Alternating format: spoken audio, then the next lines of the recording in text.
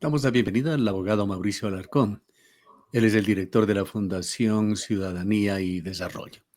Quisiéramos iniciar este diálogo realizando un breve análisis, un vistazo a lo que se está dando en el país con importantes cambios en el marco legal, generados, entre otras cosas, por la Ley de Solidaridad y la Ley Orgánica de Inteligencia, que han generado un intenso debate. No se puede decir esto dentro de la Asamblea Nacional, pues esto no se dio, pero sí entre la sociedad ecuatoriana. Quisiéramos conocer su punto de vista sobre esta situación. Gustavo, un saludo desde Quito, un abrazo a la distancia para ti y para la audiencia de Antena 1. Creo que hay que prestar atención a la normativa que en estos últimos días ha aprobado la Asamblea Nacional, pues ha generado reacciones contrarias desde varios sectores a propósito de disposiciones que no están en línea con lo que dice la Constitución, nuestra norma principal. Incluso me genera cierto ruido el hecho de que se hable de una ley de solidaridad cuando su nombre original poco o nada tenía que ver con esto. Cuando estábamos hablando más bien de una ley para hacerle frente, supuestamente, a las economías criminales. Una ley de inteligencia que además no es producto de este gobierno, sino que se origina en aquellos que el gobierno decía oponerse, iniciativa de asambleístas que formaron en su momento parte de la asamblea en representación de la Revolución Ciudadana y con disposiciones que a algunos nos hace revivir las peores épocas de un gobierno que tanto se ha criticado, ¿no? Entonces creo que el diablo está en los detalles y hay que estar muy pendientes de las verdaderas intenciones que estas dos normas traen al país. ¿Quiénes estuvieron detrás de ese proyecto de la ley que crea este sistema de espionaje, básicamente, esta ley de inteligencia? Mira, basta que uno ingrese al sistema de creación de la ley que se encuentra disponible para todos en el portal de la Asamblea Nacional para darse cuenta que lo que se ha aprobado y ha entrado en vigencia hace pocos días es producto de una iniciativa que en el año 2018 fuera presentada por Ana Belén Marín, entonces asambleísta de Alianza País. Mira que en esa época, estamos hablando 7 años atrás, aún incluso existía esa organización política fundada, como recordaremos, por el expresidente Rafael Correa, ¿no? Desde entonces ha transcurrido algún tiempo, se ha frenado ciertos asuntos para que precisamente la ley no sea aprobada en el estado en el que efectivamente lo fue, pero resulta que hoy la nueva mayoría que decía oponerse a las iniciativas de la que hoy se conoce como Revolución Ciudadana, termina más bien viabilizando este proyecto. Graciosamente, además, la Revolución Ciudadana es la que se opone a su propia iniciativa. Entonces estamos frente a acciones de la Asamblea que demuestran o contradicciones o simplemente conveniencias políticas en función del momento que atraviesa el país. ¿Cómo cambia el panorama en Ecuador? ¿Cómo cambia, por una parte, para las organizaciones criminales que han sido el blanco de todo esto? ¿Y qué cambios se dan para los ecuatorianos, personas naturales y jurídicas, quienes hacemos este país? Mira, yo creo que hay que separar, como bien mencionabas al inicio, Gustavo, las dos cosas, ¿no? Estamos frente a un proyecto de ley que tiene que ver con las economías criminales, con cuestiones que van desde la posibilidad, obviamente, de que personas naturales y jurídicas aporten a la seguridad y esos aportes sean considerados deducibles de su impuesto a la renta. Ojo, importante señalar que ya tuvimos una reforma tributaria que aumentó el impuesto al valor agregado supuestamente para asignar esos recursos para la seguridad, para las fuerzas del orden, para que puedan hacer efectivamente su trabajo.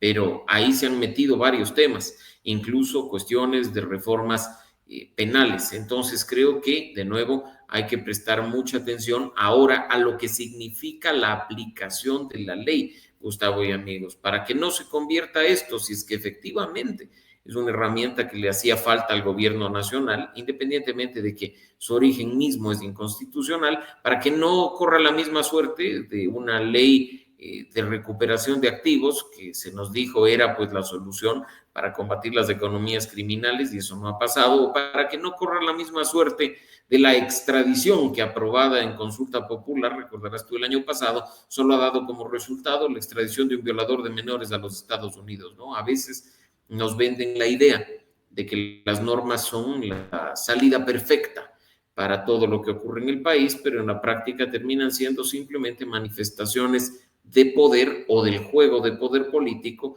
y en la práctica nada más que eso. Y si sumamos a este panorama el tema de la autorización para que tropas extranjeras puedan asentarse en el país, ¿qué panorama se vislumbra? Mira, yo creo que a un fenómeno transnacional como el del narcotráfico y el del crimen organizado, la respuesta tiene que ser en la línea de la cooperación internacional. A mí, desde la época de la constituyente, me pareció nefasto que, sobre pretexto de la soberanía, se limite la posibilidad de que exista cooperación entre distintas naciones para hacerle frente a fenómenos como el del narcotráfico o el de la presencia de grupos de delincuencia organizada. Ahora, no basta con cambiar la Constitución. Creo que sí, es un habilitante para que las cosas pasen, pero ahora, Gustavo, hay que esperar y ver si es que efectivamente los países que tienen capacidad de colaborar para hacerle frente a este fenómeno vienen al país aprovechando el cambio que además en este momento no está en firme. No nos olvidemos que esto tiene que pasar por ratificación de la ciudadanía en las urnas. Con esta especie de preparación de terreno, Mauricio, que se ha dado en los primeros días de este nuevo periodo de Daniel Noboa, ¿cómo se perfila este mandato? Mira, me preocupa ciertas cuestiones y lo he venido diciendo de forma reiterada, que se están viendo por parte del gobierno nacional. Mira lo que acaba de ocurrir con la ley de inteligencia, mira la forma en la que está actuando la Asamblea Nacional, mira la forma en la que se está incluso de forma indirecta tratando de intervenir en la justicia, que se supone que es independiente. Hay tantas cuestiones que muchas veces la ciudadanía, por estar tan abrumada de la coyuntura, pasa por alto que es importante recordarle. Una Asamblea Nacional que le mete mano a una terna para la judicatura. ¿Con qué intención? Con la que ésta responda a la nueva mayoría. Unas declaraciones de ministros de autoridades del Estado diciendo que van con todo hacia jueces, argumentando, sí, una causa que es necesaria, la de investigar sus patrimonios y sus cosas, pero quién sabe qué más hay detrás. O lo que hemos visto, en definitiva, que es incluso que aquella mayoría de la que tanto festejaban hace poco, no es tal, ¿no? Mira que la norma que acaba de ser aprobada en la Asamblea lo hizo con las justas, con 77 votos, me refiero a la ley de inteligencia, y 77 votos que requirieron torcer a un asambleísta de la Revolución Ciudadana, es decir, su mayoría que a inicios del mandato, me refiero a mediados del mes de mayo, tenía 80 legisladores, 79 legisladores, hoy empieza a hacer agua y son 76. ¿Han virado a uno? Por supuesto que sí, pero eso deja ver que lo que está sucediendo en la Asamblea Nacional y las relaciones de Ejecutivo-Legislativo deben ser tomadas con pinzas. ¿Qué análisis merece la Asamblea Nacional, la segunda función del Estado? Ellos dicen que la primera. ¿Qué papel está jugando en el acontecer actual? El desprestigio de la Asamblea Nacional se ha visto únicamente superado por el Consejo de Participación Ciudadana y Control Social. Mira, para cada periodo, Gustavo, la Asamblea Nacional empieza con la esperanza de los ecuatorianos de tener un primer poder del Estado que efectivamente nos represente y que no únicamente esté ahí para sus juegos políticos, a la representación de intereses particulares. Ya en la práctica, en días y en semanas, se va viendo que esa credibilidad y confianza se reduce, porque tenemos en la Asamblea, claro, un exitoso aparato de comunicación que además de la mano de medios de comunicación alineados con el poder de turno, cuentan narrativas que no corresponden con lo que está sucediendo.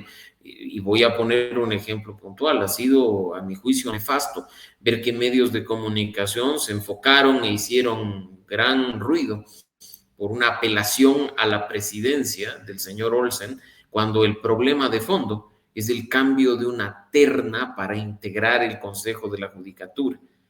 ¿Es más importante la apelación a la presidencia que el tema de fondo, una justicia independiente? Definitivamente no. Pero además tú tienes una asamblea que, al más puro estilo de regímenes anteriores que utilizaban aparato de propaganda, hace hoy gran festejo y comunicación positiva de cuestiones que han estado vigentes desde hace mucho tiempo, Gustavo. O sea, no nos engañemos. Sí han estado vigentes las multas por atrasos, los no cobros de sueldo por faltas injustificadas. La Asamblea ha sesionado, no el Pleno, la Asamblea ha sesionado y ha funcionado y se ha trabajado de lunes a viernes, incluso cuando hay proyectos de ley urgentes en materia económica hasta fines de semana. Entonces hoy se intenta decir que hay nuevos aires y que hay una Asamblea distinta, cuando incluso los actores son los mismos, solo que han cambiado de color, cuando incluso las malas prácticas de ni siquiera poder intervenir en el Pleno sin un papel de respaldo, sigue siendo lo mismo que hemos visto en periodos anteriores. Así es que me atrevo a augurar que dentro de poco tendremos una asamblea con baja credibilidad y baja confianza de los ecuatorianos. ¿Qué se puede decir en lo que ha transcurrido hasta ahora de la Asamblea en cuanto a evidencias de pensamiento crítico por parte de los legisladores y con respecto al nivel del debate? Mira, el nivel de debate sigue cayendo.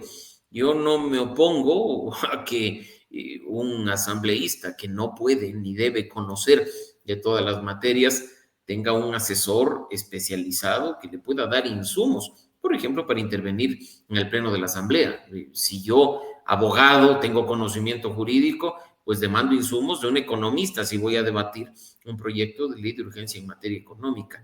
Pero de ahí a ni siquiera poder leer un agradecimiento o presentar como los grandes aportes a una ley el cambiar dirección general de registro civil para que no solo diga registro civil, de nuevo, es más de lo mismo.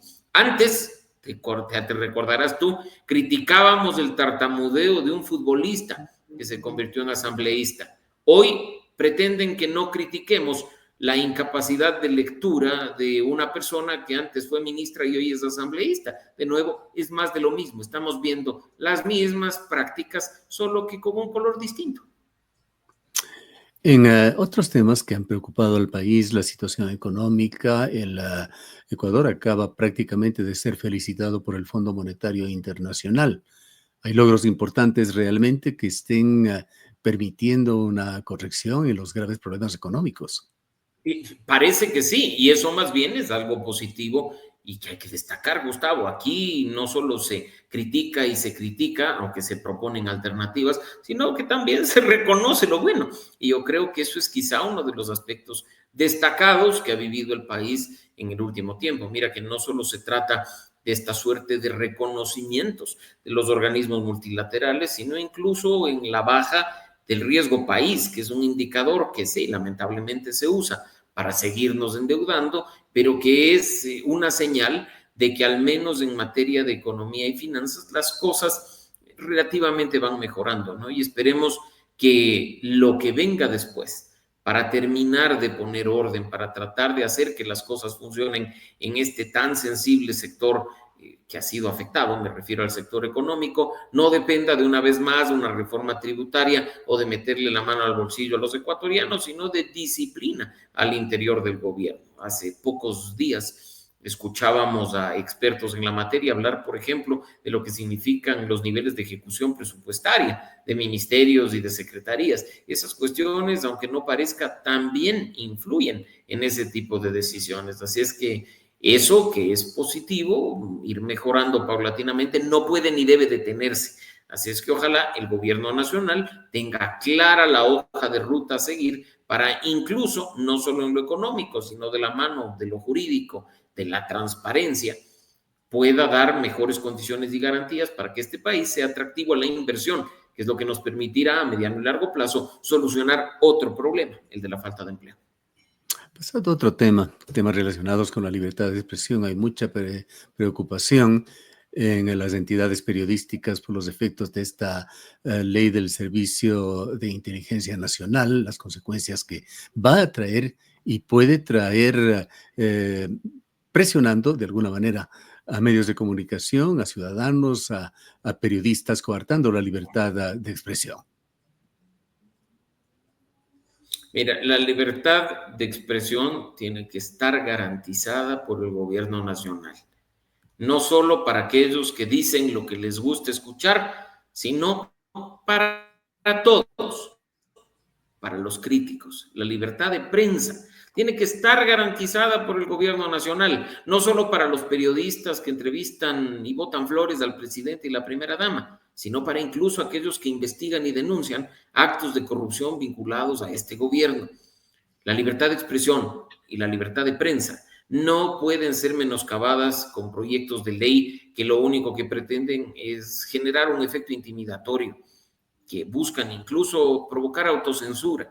Así es que, aunque estén en vigencia ciertas normas ya que podrían, y creo que efectivamente lo hacen, amenazan directamente la libertad de expresión, en el camino se irán tomando acciones de tal forma que más bien el régimen de derechos y libertades esté plenamente vigente y no los caprichos que a veces desde el poder se buscan imponer para callar a la crítica. Y hay un tema adicional muy preocupante, Mauricio, que tiene que ver con la radiodifusión en Ecuador. Acaba en las últimas horas de emitir Arcotel nuevas resoluciones sobre ese concurso radial que ha sido objeto ya de varias postergaciones. Ahora se lo da de baja. Se declara la nulidad para todas las emisoras de radio en el país, que se ha mantenido en una situación de estrés. Además, obligados a gastos muy difíciles para la situación crítica que viven los medios de comunicación por una serie de situaciones que los está afectando. Se inició un concurso radial en mal momento, nació mal, llamándolo para que se inicie justamente ahí, paralelamente con el comienzo de una campaña electoral, y luego se hicieron postergaciones para que finalice justamente antes de la segunda vuelta. Hoy queda anulado, dejando por una parte un estado de indefensión a quienes hemos tenido que hacer muchas inversiones, pasar situaciones de estrés, etcétera, para que queden en foja cero, además en total incertidumbre, el tema de la renovación de frecuencias y de quienes aspiran también a tener una frecuencia en Ecuador, sin claridad a futuro de qué es lo que pueda pasar. Cuando esto viene ya tras una secuela, recordemos que el gobierno de Guillermo Lasso emitió un decreto que nunca fue observado por Arcotel, en el cual se renovaban automáticamente las operaciones de radio y de televisión que estaban pendientes de este trámite. Hay incertidumbre total, hay inseguridad jurídica para los medios de comunicación en el país, y Arcotel justamente y paradójicamente argumenta que se da de baja nuevamente este concurso debido a que sus normas estuvieron vulnerando la seguridad jurídica. Normas hechas por el Ministerio de Comunicación, hechas por Arcotel. Gustavo, nosotros lo anticipamos, pero lamentablemente ni siquiera los medios de comunicación quisieron escuchar. El lanzar un concurso de frecuencias en medio de un proceso electoral contraviene estándares internacionales, porque lo que termina generando es una suerte de efecto intimidatorio respecto del trabajo de los medios de comunicación en época de campaña. Se establece de forma fáctica un sistema de premios y castigos. Si tú estás alineado conmigo, que además estoy buscando la reelección, aumentas las posibilidades de éxito de un concurso. Si tú estás alineado con los otros, pues creo que reduces considerablemente tus chances de obtener lo que efectivamente buscas. Esto tiene que hacerse con reglas claras que además se fundamenten en la Constitución y sobre todo cuando ya se tiene, Gustavo y amigos, informes de Contraloría que han dejado en evidencia los errores de concursos anteriores, la discrecionalidad en la asignación de frecuencias y la manipulación de procesos para inclinar la balanza, también hubiera sido bueno que eso se considere. No obstante, se siguió adelante, a vista y paciencia de muchos que incluso en periodo electoral prefirieron callar para asegurarse la existencia del medio. Por eso es que, más allá de la crítica a esto que tú tan acertadamente señalas, mi felicitación a aquellos medios de comunicación que, independientemente de la coyuntura y de quién ha liderado un concurso como este, me refiero al gobierno nacional, han sabido manejar un discurso plural, objetivo y entregándole al ciudadano, beneficiario final del proceso de comunicación, insumos suficientes para que sea él o ella quien saque sus propias conclusiones. De comunicación tengan garantías, no para que se establezca un sistema de premios y castigos en función de la labor periodística. Simplemente señalar que lo que se inicia mal, termina mal y queda un futuro bastante incierto por delante. Muchas gracias por habernos acompañado, Mauricio. Así es. Mil gracias, Gustavo. Un gran abrazo para ti y para la audiencia de Abogado Antena 1. Mauricio Alarcón, director de la Fundación Ciudadanía y Desarrollo.